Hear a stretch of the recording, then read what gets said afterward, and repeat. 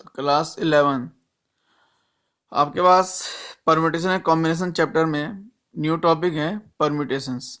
Permutations ठीक है, तो आज देखते हैं परम्यूटेशंस को। A permutation a permutation is an arrangement. A permutation is an arrangement a permutation is a arrangement is a definite order. A permutation is a arrangement. तो जो permutation होता है आपको क्या होता है? अरेंजमेंट होता है। Is a arrangement is an arrangement in a definite order of a number of object।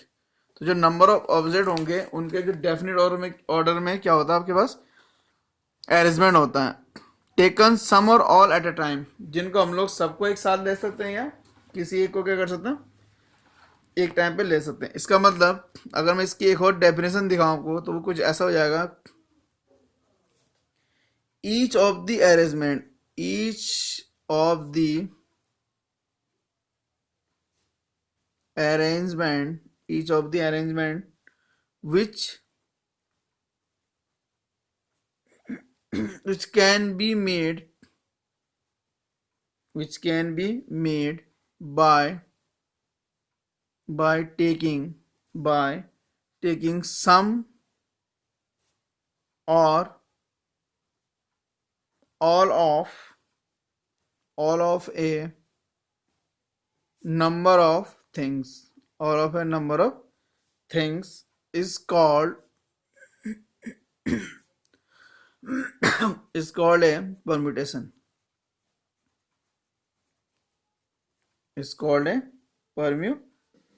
ठीक है ना? तो ये क्या होता है आपके पास कि जितने भी जो भी ईच ऑफ द अरेंजमेंट, जितने भी अरेंजमेंट होंगे which can be made by taking some और कुछ या सारे, अगर जो आपके पास थिंग्स है उनको अगर आपने ले लिया तो उनका जो अरेंजमेंट होगा उसको हम लोग क्या बोलने वाले हैं? परम्यूटेशन बोलने वाले हैं। ठीक है, एग्जाम्पल है आपके पास एक, और ये एग्जाम्पल ऐसा है कि जिससे आपको बहुत ज्यादा क्या होगा समझ में आने वाला। ठीक है, इस टाइप से है कि the permutations of three letters the permutations of three letters capital A comma B comma C taking all at a time। तो मेरे पास क्या है? 3 लेटर्स है ए बी सी, और मुझे तीनों ही एक टाइम पे लेने, तीनों ही मुझे क्या करना है? एक टाइम पे लेने हैं। ठीक है, तो इनके कितने परम्यूटेशन बन सकते हैं? Taking all at a time r. तो पहला मैंने तीनों का लिया तो इसका ए बी सी हो जाएगा, दूसरा ए सी बी हो जाएगा, तीसरा हो जाएगा आपके पास बी सी ए, फोर्थ हो गया आपके पास बी ए सी, थर्ड हो जाएगा आपके पास C B A, and fourth last हो जाएगा 6 आपका सी ए बी। तो ये क्या हो गया आपके पास? There are 6 permutation. तो ये नंबर कितने परम्यूटेशन हो गए आपके पास? 6 परम्यूटेशन हो गए टोटल। तो इसका मीनिंग ये है कि जो परम्यूटेशन होता है आपके पास उसमें जो ऑर्डर होता है, जो अरेंजमेंट का क्या होता है? ऑर्डर होता है, उसको भी काउंट किया जाता है, उसको भी क्या किया जाता है? काउंट किया जाता है। कहने का मीनिंग ये है कि अगर आपने ए बी लिखा है तो एक क्या हो गया? परम्यूटेशन हो गया। और किसी सेकंड पर्सन ने अगर आपको पास बी ए लिखा है तो ये दोनों क्या होंगे? काउंट होंगे। इसका मतलब आपके पास 2 लेटर थे, एक ए था दूसरा बी था, तो ए बी से 2 लेटर से कितने परम्यूटेशन बन सकते हैं? 2 परम्यूटेशन। एक बनेगा आपका ए बी, दूसरा बनेगा आपका बी ए, तो दोनों ही क्या होंगे? काउंट होंगे आपके पास। ठीक है, और अगर 3 लेटर्स होंगे ए बी सी तो उनको एस 1 2 3 4 5 6 परम्यूटेशन बन सकते हैं। इसको क्या बोलते हैं हम लोग? परम्यूटेशन बोलते हैं इस वाले चीज को हम लोग। ठीक है, तो ये था आपके पास परम्यूटेशन। अब इस परम्यूटेशन मतलब सिंपल अगर ये समझने वाली बात है कि जो परम्यूटेशन होता है वो क्या होता है? अरेंजमेंट होता है। वो क्या होता है आपके पास? अरेंजमेंट होता है। लेट सपोज आपने 2 पर्सन चूज किए हैं। एक पर्सन आपके पास P है और दूसरा पर्सन क्या आपके पास Q है। पर्सन है या आपके क्या, लेट सपोज पर्सन को अगर आपको समझ में नहीं आएगा मे बी, तो लेट सपोज आपके पास 2 बुक्स हैं, एक B है एक P है, दूसरा क्या आपका Q है। ठीक है, तो अगर आपको इनको रखना है अपने पास तो आप कैसे रख सकते हैं, पी क्यू इस फॉर्म में, पी को पहले रख सकते हैं, क्यू को बाद में रख सकते हैं, एक अरेंजमेंट हो गया। दूसरा आप ऐसे भी रख सकते हैं, क्यू को पहले रख दिया, पी को बाद में रख दिया, तो पी क्यू और क्यू पी ये दोनों क्या हो गया आपके पास, परम्यूटेशन हो गया। तो ओवरऑल परम्यूटेशन का मतलब होता है अरेंजमेंट। ये क्या होता है आपके पास, अरेंजमेंट होता है, ठीक है। इसमें अगर हम लोग आगे बढ़े तो इसमें permutations when all the objects are different, distinct या डिफरेंट, ये नॉट इक्वल, आपको पता है एक ही चीज होती है। तो परम्यूटेशन जब आपके पास ऑल द ऑब्जेक्ट्स जो है वो क्या आपके पास डिस्टिंक्ट है, ठीक है। इसमें एक थ्योरम है, the number of permutations, the number of permutations of n different objects, the number of permutations of n different objects taken r small r at a time. तो आपके पास एन डिफरेंट ऑब्जेक्ट्स है, इनमें से आपने एक time पे कितने ले लिए, आर लेने हैं टाइम, वेयर जो आर है आपके पास उसकी जो वैल्यू है ग्रेटर देन 0 होगी and less than equal to कितनी होगी आपकी, एन होगी। And the object do not repeat, और जो ऑब्जेक्ट है उनको हम लोग रिपीट नहीं कर रहे हैं, इज। तो इसके लिए फॉर्मूला होता है आपके पास n into n minus one into n minus two dash dash dash n minus r plus one is denoted by, और इसको डिनोट करेंगे एन पी आर से। ये एन है इस टाइप से, फिर यहाँ आ जाएगा पी और यहाँ कितना जाएगा आपके पास आर, इस टाइप से लिख देंगे आप इसको एन पी आर। तो that is n p r is equal हो जाएगा n into n minus one n into n minus two dash dash dash in bracket n minus r plus one. तो एक टाइम में आप an object, आपके पास total object कितने हैं, N है, उन टोटल एन ऑब्जेक्ट में से आप एक टाइम में आर ऑब्जेक्ट ले रहे हैं। कितने ऑब्जेक्ट ले रहे हैं आप, आर ऑब्जेक्ट ले रहे हैं। तो उनको लिखने का जो वे होगा परम्यूटेशन हो जाएगा एन पी आर। तो ये था आपके पास परम्यूटेशन, ठीक है। इसी में आपके पास अनदर थिंग आपके पास फैक्टोरियल नोटेशन, एक न्यू वर्ड है आपके पास फैक्टोरियल। फैक्टोरियल जो वर्ड है आपके पास एक नोटेशन है और जिसको हम लोग क्या बोलते हैं, फैक्टोरियल। एक बात और मैं आपको क्लियर कर दूं, ये जो एनपीआर लिखा गया है इसको ऐसा भी लिखा जा सकता है n comma r, p in bracket में एन कॉमा आर भी लिखा जा सकता है, ठीक है।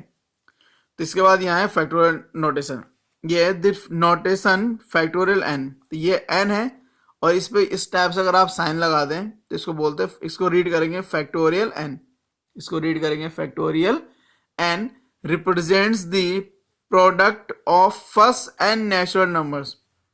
तो ये जो एन है इस टाइप से लिखा हुआ इसको बोलते हैं फैक्टोरियल एन। तो जो फैक्टोरियल एन होता है वो जो फर्स्ट एन नेचुरल नंबर्स होते हैं उनका प्रोडक्ट शो करता है, ठीक है। तो that is factorial n is equal हो जाएगा n into n minus one n minus two, next आएगा n minus three n minus four dash dash dash, ये चलता रहेगा आपके पास। 3 इंटू टू इंटू कितना हो जाएगा आपके पास 1 हो जाएगा, ठीक है। तो ये आपके पास फैक्टोरियल एन का एक नोटेशन है और इसको कैसे रीड करते हैं, फैक्टोरियल एन, ठीक है। इसमें आपके पास लेट्स सपोज यहाँ कुछ एग्जांपल लिखे हैं फैक्टोरियल 1, तो फैक्टोरियल एन 1 होता है, फैक्टोरियल 2 2 इंटू 1 होता है, फैक्टोरियल 3 3 इंटू 2 इंटू 1 हो जाएगा, factorial 4 4 into 3 into 2 into 1, and factorial जो 5 है 5 इंटू 4 इंटू 3 इंटू 2 इंटू 1 हो जाएगा। और जो फैक्टोरियल एन होता है तो इन सबसे आपको मिलकर क्या ऐसा फॉर्मूला बनेगा n into n minus one factorial.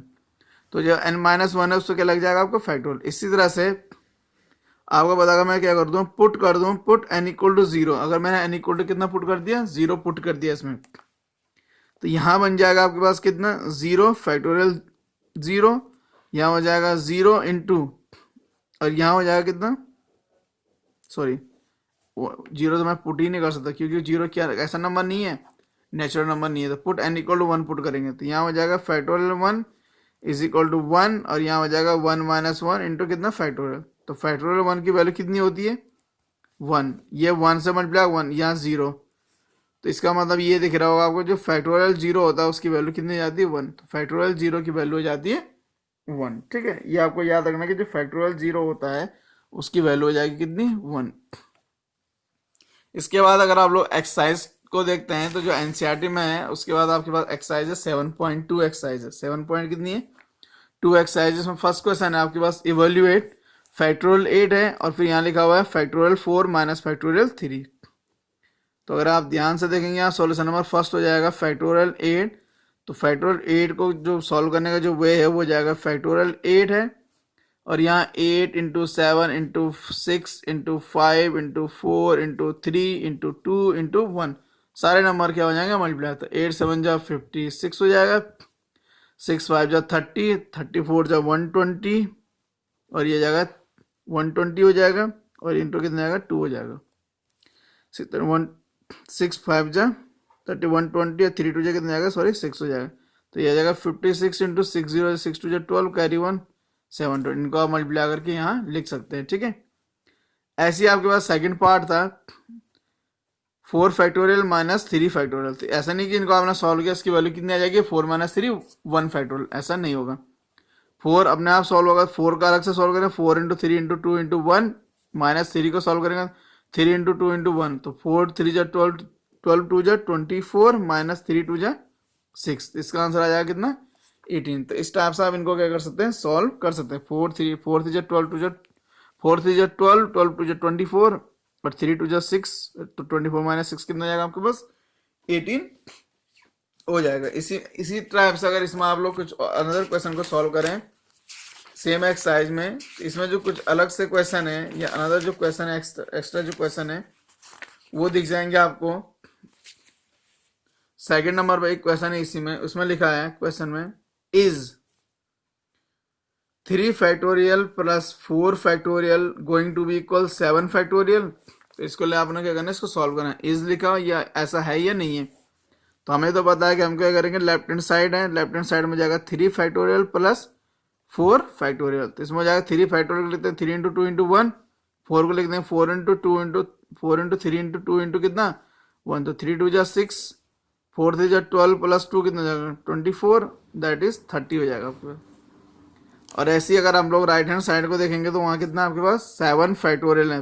तो 7 फैक्टोरियल कितना लिखते हैं 7 into 6 into 5 into 4 into 3 into कितना 2 तो 7 6 जा 42 5 4 जा 20 60 120। तो क्लियरली आपको दिख रहा है कि 3 factorial plus 4 factorial equal to 7 factorial. तो डज नॉट इक्वल टू, ऐसा कोई इक्वल नहीं है ये, ठीक है।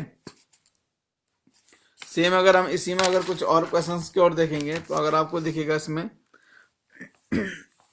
थर्ड नंबर पर इसी में एक क्वेश्चन है, इसी एक्सरसाइज में है इस टाइप से 8 फैक्टोरियल है ओवर है 6 फैक्टोरियल है इंटू 2 फैक्टोरियल, ठीक है। तो इसको सॉल्व करेंगे तो 8 फैक्टोरियल आपको पता कैसे सॉल्व होता है 8 इंटू 7 इंटू इसके बाद इसको 6 फैक्टोरियल लिखा जा सकता है, ठीक है। अपॉन में 6 फैक्टोरियल इंटू 2 फैक्टोरियल। ये किस फॉर्मूले से ऐसा सॉल्व हो रहा है आपको पता है कि ये फैक्टोरियल n जो होता है factorial n into n minus 1 और इस पर क्या लग जाएगा आपके पास फैक्टोरियल लग जाएगा, ठीक है। तो इससे ये क्या हो जाएगा कैंसिल 8 7 जा 56 अपॉन में जाएगा 2 फैक्टोरियल। और अगर आप 2 फैक्टोरियल को क्या करेंगे एक्सपेंड करेंगे तो आपको मिल जाएगा 2 इंटू 1 तो ये हो जाएगा कितना 28। तो 28 इज द आंसर, ठीक है। इसी टाइप से 4th नंबर पे एक क्वेश्चन है कि if 1/6 factorial plus 1/7 factorial is equal हो जाएगा x अपॉन 8 फैक्टोरियल। फिर यहाँ पे लिखा हुआ है फाइंड x। तो आपको किसकी वैल्यू फाइंड करनी है, आपको वैल्यू फाइंड करनी है x की। तो अगर आपको इसको सॉल्व करना है तो सॉल्यूशन में क्या जाएगा 1/6 factorial plus 1/7 factorial is equal to x upon 8 factorial, ठीक है। तो सॉल्व करने का बेटर वे ये है कि 1/6 फैक्टोरियल है प्लस इसको हम ऐसा लिख सकते हैं 7 और अंदर हो जाएगा 6 फैक्टोरियल 7 इंटू 6 फैक्टोरियल। किस फॉर्मूला से, ये जो मैं अभी यहाँ पे फॉर्मूला कर दिया, यहाँ आ जाएगा 7 आ जाएगा तो यहाँ 7 यहाँ 7 माइनस 1 कितना जाता है 6 फैक्टोरियल इज इक्वल हो जाएगा x अपॉन 8 है तो 8 इंटू 7 और यहाँ हो जाएगा आपके पास 6 फैक्टोरियल।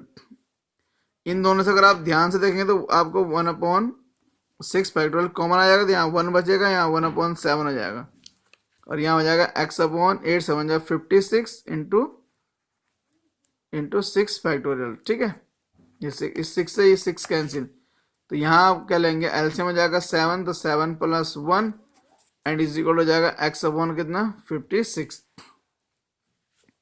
तो आपको पता है कि 7 से ये कैंसिल हो जाएगा 8 और 8 जा 64 तो x इक्वल हो जाएगा आपके पास कितना 64। तो 64 आपको क्या जाएगा इसका सॉल्यूशन हो जाएगा, ठीक है। इसी में कुछ एक्स्ट्रा क्वेश्चंस हैं एक्सरसाइज में, 1-2 क्वेश्चन और हैं उनको आप इजीली क्या कर सकते हैं सॉल्व कर सकते हैं, ठीक है। इसके बाद मूव करते हैं इसी में नेक्स्ट टॉपिक की ओर। इसी में अगर आप नेक्स्ट मूव करें तो आपको दिखेगा derivation of the formula for NPR। तो जो NPR था, या मैंने जिसको आपके पास सामने क्या लिखा था, P और ब्रैकेट में N कॉमा R, इसके लिए जो डेरिवेशन फॉर्मूला कुछ इस टाइप से है कि यहाँ होगा NPR इज इक्वल हो जाता है इसके लिए formula factorial N upon N minus R, और यहाँ हो जाएगा फैक्टोरियल N माइनस R हो जाएगा, कॉमा 0। तो जो R है उसकी वैल्यू या तो 0 होगी या 0 से ग्रेटर होगा, और लेस देन इक्वल कितना होगा आपके पास, N होगा। तो ये फॉर्मूला आपके पास किसके लिए, NPR का जो फॉर्मूला है वो ये है, ठीक है। ऐसे ही अगर आपको याद रखें, अगर आप इसको देखें तो पुट, अगर आपने पुट कर दिया इसमें R equal to, let suppose में N पुट कर दिया, R इक्वल टू कितना पुट कर दिया आपने, N, तो देन आपको क्या मिलेगा, यहाँ हो जाएगा आपके पास NPN हो जाएगा, यहाँ हो जाएगा N factorial over N minus N, और यहाँ कितना हो जाएगा आपके पास फैक्टोरियल, तो ये हो जाएगा NPN इज इक्वल टू, यहाँ हो जाएगा N फैक्टोरियल अपॉन 0 फैक्टोरियल। और आपको अभी पता है कि जो ये N फैक्टोरियल है, 0 फैक्टोरियल की वैल्यू कितनी होती है, 1 हो जाएगी। तो ओवरऑल अगर आप इसको देखेंगे तो ये कितना बन जाएगा आपके पास, N फैक्टोरियल बन जाएगा, ठीक है। तो इस टाइप से अगर देखें अगर आप, और इसी में अगर आप देखेंगे तो NP0, अगर आपने R की जगह में 0 पुट कर दिया तो आपको कितना मिलने वाला है, N फैक्टोरियल ऊपर से N माइनस 0 कितना जाएगा, N फैक्टोरियल। तो इसको सॉल्व करके कितना जाएगा आपके पास, 1 हो जाएगा, ठीक है। तो ये फॉर्मूला क्या हो जाएगा, तो ये इस टाइप से ये क्या बन जाएगा आपके पास फॉर्मूला। तो बेसिकली जो NPR का फॉर्मूला होता है ये होता है factorial N over factorial N minus R। तो ये फैक्टोरियल में ही N माइनस R होगा, ठीक है। तो इसमें एक थ्योरम भी है, अगर आप देखें इस पे बेस्ड एक थ्योरम है, एक थ्योरम पहले थी, एक थ्योरम सेकंड नंबर पे थ्योरम है आपके पास। इसमें एक थ्योरम है, the number of permutations of n different objects taken r at a time where repetition is allowed is n to the power r। अगर आपके पास नंबर ऑफ परम्यूटेशन फाइंड करने आपको n, अगर आपके पास डिफरेंट ऑब्जेक्ट्स हैं और एक टाइम पे अगर आप r ऑब्जेक्ट को ले सकते हैं, एक टाइम पे आप n में से कितना ऑब्जेक्ट को टेक कर सकते हैं, ले सकते हैं, r ऑब्जेक्ट को ले सकते हैं, और जबकि आपके पास रिपीटेशन अलाउ हो, तो इसके लिए जो नंबर ऑफ परम्यूटेशन हो जाएंगे वो हो जाएंगे n to the power r। इस टाइप से आपके पास क्या हो जाएंगे, इतने सारे आपके पास क्या होने वाले हैं, परम्यूटेशन होने वाले हैं, ठीक है। इसके बाद हम लोग मूव करते हैं नेक्स्ट। इसमें नेक्स्ट है आपके पास permutations when all the objects are not distinct object. ये परम्यूटेशन तब है जब आपके पास गिवन जो भी है, जितने भी आपके पास ऑब्जेक्ट्स हैं उनमें सारे ही डिस्टिंक्ट नहीं है। इससे पहले हमने जितने केस देखे उनमें सब में क्या थे, सारे डिस्टिंक्ट ऑब्जेक्ट थे। अब ऐसा नहीं है, सारे ऑब्जेक्ट क्या नहीं है आपके, डिस्टिंक्ट नहीं है। तो इस पर एक थ्योरम है, थ्योरम नंबर 3 है आपके पास, the number of permutations, the number of permutations of n objects, the number of permutations of n objects where p objects are of the same kind. तो जो n ऑब्जेक्ट्स हैं उनमें से जो है p ऑब्जेक्ट ऐसे होंगे जो एक ही तरह के हैं। p ऑब्जेक्ट क्या है, एक तरह के, वन काइंड के हैं, and are of the same kind and rest are all object. और जो बचे हुए जो क्या आपके पास ऑब्जेक्ट्स वो सारे क्या अलग अलग हैं। लेट सपोज आपके पास 10 ऑब्जेक्ट्स गिवन है और 10 में से 5 ऑब्जेक्ट जो कैसे हैं, वो सेम है, एक ही तरह के ऑब्जेक्ट्स हैं आपके पास। तो जो और जो बचे हुए 5 एक्स्ट्रा वो सारे क्या होंगे, डिफरेंट होंगे। तो इसके लिए जो फॉर्मूला जाएगा वो हो जाएगा n factorial upon p factorial, n factorial upon p factorial. इसका मीनिंग ये है कि जितने आपके पास गिवन ऑब्जेक्ट्स हैं उनके आप क्या करेंगे, फैक्टोरियल फाइंड करेंगे, और जितने सेम काइंड के ऑब्जेक्ट्स हैं उनसे क्या कर देंगे, उनको डिवाइड कर देंगे, तो आपको परम्यूटेशन मिल जाएगा एग्जैक्टली, ठीक है। थ्योरम नंबर 4 है, इसी में इसी का थोड़ा एक्सटेंडेड फॉर्म है, the number of permutations of n objects, the number of permutations of n objects where p1 objects are of the one kind, p2 are of the second kind, that is p3 are of the third kind, p4 are of the fourth kind, that is pk, p और base पे कितना आपका k are of the kth kind, the rest if any, और बचे हुए अगर कुछ और भी बच जाते वो are any if any are of different kind, और जो बचे हुए सारे क्या होंगे, डिफरेंट काइंड होंगे। तो इसके जो नंबर ऑफ ऑब्जेक्ट है उसके लिए फॉर्मूला जाएगा फैक्टोरियल n, और जितने आपके पास सेम काइंड के उन सब से हम इससे क्या कर देंगे, डिवाइड कर देंगे। तो वो दिख रहा होगा factorial n upon factorial p1 into factorial p2 factorial pk। तो इन सब से हम इसे क्या कर देंगे, डिवाइड कर देंगे। तो इस टाइप से ये आपके पास क्या था, परम्यूटेशंस के कुछ रूल थे, कुछ उस पर बेस्ड फॉर्मूले थे, और उस पर बेस्ड आपके पास क्या थे, क्वेश्चंस, मतलब उससे बेस्ड क्या थे आपके पास, थ्योरम थे। इसके बाद हम लोग मूव करते हैं इसमें एक्सरसाइज, और एक्सरसाइज आपके पास 7.3, उस एक्सरसाइज को देखते हैं। तो class 9 exercise, sorry class 11 exercise जो 7.3 है, इसमें आपके पास फर्स्ट नंबर क्वेश्चन है, how many 3 digit numbers can be formed, how many 3 digits number can be formed by using the digits 1 to 9 if no digit repeated. तो आपके पास जो total आपके पास जो क्या है, आपके पास जो टोटल डिजिट है वो कितने, 1 to 9 है। तो यहाँ हो जाएगा टोटल डिजिट इज इक्वल हो जाएंगे 1 2 3 4 5 6 7 8 9, तो इज इक्वल टोटल कितना हो रहा है, 9। तो टोटल जो डिजिट है आपके पास कितने हैं, 9 है, ठीक है। इसके बाद क्या है, 3 डिजिट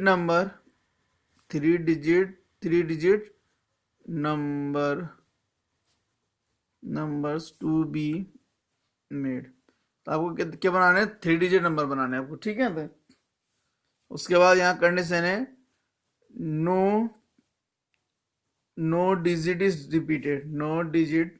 रिपीटेड, तो कि कोई भी डिजिट जो है आपके पास क्या नहीं होनी चाहिए, रिपीट नहीं होनी चाहिए, ठीक है ना। तो यहाँ हो जाएगा तो टोटल 3 डिजिट नंबर्स, तो 3 डिजिट नंबर है। अब एक बात और आपको यहाँ क्लियर कर दूं कि आपके पास ये जो 1 2 3 4 5 6 7 8 9 जो ये नंबर गिवन है, ये सारे कैसे डिफरेंट है, ये क्या है आपके पास डिफरेंट है। तो हमने लास्ट टाइम में पढ़ा था कि थ्योरम पढ़ी थी, अगर आपके पास n डिफरेंट ऑब्जेक्ट हो, तो यहाँ क्या आपके पास n डिफरेंट नंबर है, तो उसके लिए तरीका हो जाएगा n, तो यहाँ हो जाएगा n की जगह में कितना जाएगा 9, फिर हो जाएगा p, और एक टाइम पे कितने लेने हैं आपने, इन 9 में से 3 लेने हैं, तो ये हो जाएगा फॉर्मूला 9p3, तो हो जाएगा 9p3, और 9p3 के लिए फॉर्मूला होता है आपके पास 9 फैक्टोरियल 9 अपॉन फैक्टोरियल हो जाता है कितना, 9 - 3 फैक्टोरियल। तो आपको पता है कि जो फैक्टोरियल जो 9 है और 9 - 3 होता है 6 फैक्टोरियल, कितना जाता है आपके पास 6 फैक्टोरियल। इसको सॉल्व करने का तरीका होता है 9 एक कम 8 एक कम 7 और एक और कम हो जाएगा 6 फैक्टोरियल कर देंगे, और अपन को कितना जाएगा आपके पास 6 फैक्टोरियल। तो 6 से 6 क्या हो जाएगा कैंसिल, तो आपके पास बचेगा 9 × 8 × 7 और दैट इज 504। तो 3 डिजिट के जब कोई भी नंबर क्या नहीं होगा आपका रिपीट नहीं होगा, तो टोटल आप इतने नंबर उससे क्या कर सकते हैं, बना सकते हैं। ये टोटल जो इतने डिजिट के 3 डिजिट के जो नंबर बनेंगे वो कितना हो जाएंगे, 504 नंबर हो जाएंगे, ठीक है। तो क्लास 11 इस टाइप से आप जो एक्सरसाइज 7.3 इसके क्वेश्चंस को ट्राई कर सकते हैं। अगर आपसे हो गए तो अच्छी बात है। इसके जो एग्जांपल्स हैं उन एग्जांपल्स को आप क्या कर सकते हैं, सॉल्व करके उनसे आप इनको सॉल्व करने की हेल्प ले सकते हैं। तो आई होप कि आपको परम्यूटेशन थोड़ा बहुत समझ में आया होगा। इसके बाद कुछ ज़्यादा समझ में तब आता है जब हम लोग क्या करेंगे, क्वेश्चन को सॉल्व करेंगे। थियोटिकली में भी आपको कभी समटाइम क्या होता है समझ में नहीं आता एक बार, जब थियोटिकल के साथ हम लोग क्या करेंगे उससे प्रैक्टिकल, यानी कि जब हम लोग क्या करेंगे उसके क्वेश्चंस को सॉल्व करेंगे, जो हमने थ्योरम्स पीछे देखी है, जो हमने इसके बारे में पढ़ा है, उनको जब हम लोग क्या करें क्वेश्चन सॉल्व करते टाइम उनको यूज करेंगे, तब हमें क्या होता है ज़्यादा से समझ में आता है। तो इसके बाद मिलते हैं नेक्स्ट वीडियो में। Thank you class 11।